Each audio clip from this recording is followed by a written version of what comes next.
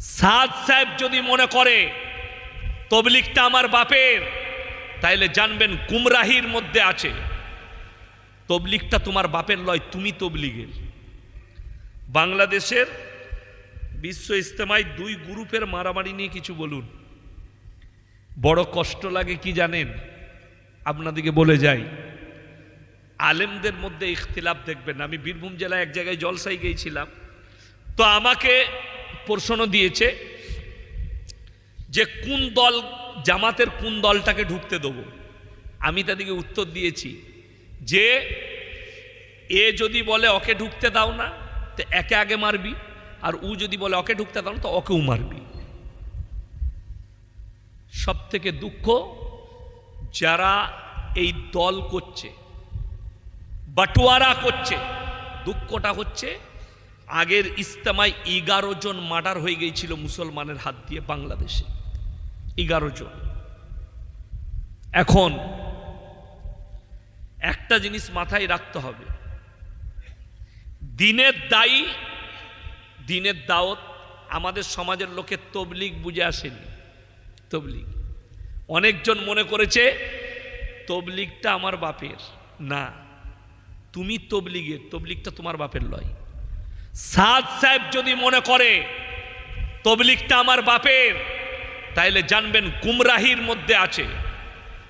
তবলিগটা তোমার বাপের লয়, তুমি তবলিগের। তবলিগটা প্রত্যেকটা মানুষের জন্য প্রযোজ্য। আপনাকে বাইরে যেতে হবে কোনো মানে নেই তো। আপনি বাড়ি থেকে বেরিয়েছেন, মসজিদে যাবেন, মাচার ওপরে কিংবা রাস্তায় দুটো মুসলিম ছেলে বসে আছে, নামাজ পড়ে না, তাকে বললেন ভাই নামাজ পড়িস না কেন, যা গোসল করে নামাজ পড়বি, উজু করে যা, কাপড় পরে আয়, তবলিগ হয়ে গেল। বুঝতে পেরেছেন না পারেননি?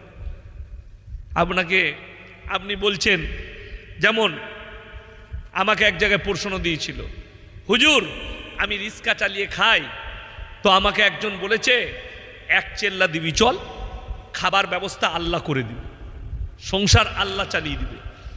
যে মসজিদে, শুনেলেন হাদিসটা, যে মসজিদে শুয়ে থাকে, যদি বলে আমি খালি আল্লাহ আল্লাহ করি মসজিদের ভেতরে আর নামাজ পড়ি, সংসার আল্লাহ চালাই, তার নাম চোর। তার নাম কি বললাম? চোর। কখনো নয়, এটা তবলিগ নয়, তুমি গুমরাহ।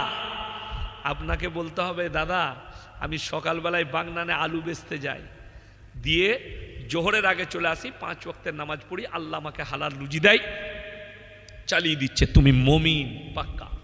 যদি বলে আমি কিচ্ছু করি না, আল্লাহ আমার সংসার চালাই, জানবেন আপনি গুমরাহির পথে আছেন। ওই জন্যে আপনার কাছে পয়সা নেই, আপনি বলেন আল্লাহ আমার সংসার চালাবে, আপনি রিক্সা চালিয়ে খান, লোকের বাড়িতে কাজ করেন, আপনাকে কেউ বলে দিল যাও এক চেল্লাই চলে যাও, আল্লাহ খাওয়াবে। হ্যাঁ আপনি যেতে পারবেন। যে আপনাকে বলছে, যে জিম্মেদার বলছে চলুন, তাকে বলবেন স্যার আমি অবশ্যই যাব, কিন্তু আমার সংসার, আমি যে 40 দিন থাকবো না, 40 দিনে প্রত্যেক দিন 200 করে 8,000 টাকা আমার সংসারে আমার স্ত্রীর জন্য দিয়ে দেন, মোটমাট 10,000 দেন, ডাক্তার পানিও আছে। আপনি যান, তারপরে বাকি খরচাটা উদে, আপনি যান। আমি ইয়াসিন, আমি শুয়ে শুয়ে পেনশন পাই। কথাটা বুঝতে পারেননি?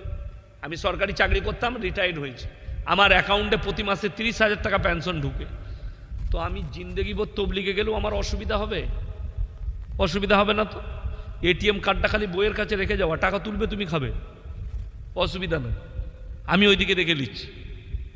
কিন্তু যে লোকটা রোজ আনে রোজ খায়, যার কাছে কিছুই নেই, এই লোককে যদি আপনি জোর জবরদস্তি পাঠান, এই লোকটা বাড়ি আসার পরে একে দেনা করতে হবে, একে লোকের কাছে ধার করতে হবে, আর ওই ধার যদি সুঝতে না পারে, জেনে রেখে দিবেন একটা লোকের জান্নাতে যাওয়া থেকে কোনো জায়গায় বাধা হবে না, কিন্তু তার কাছে যদি সে ঋণ করে থাকে, সেই ঋণ তাকে আটকিয়ে দেবে। শহীদ, যারা শহীদ হয় ইসলামের জন্য, তারা জান্নাতি না জান্নাতি নয়? জান্নাতি।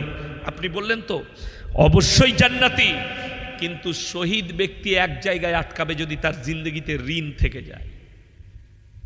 1 টাকা ঋণ থাকলে সেই শহীদ ব্যক্তিকেও আল্লাহর কাছে হিসেব লাগবে, ঋণ পরিশোধ করো তবে তুমি জান্নাতে যাবে। আমাদের দেশের লোক ধার দেনার ঋণটাকে মনে করে কিছুই নয়, ঠিক কি না?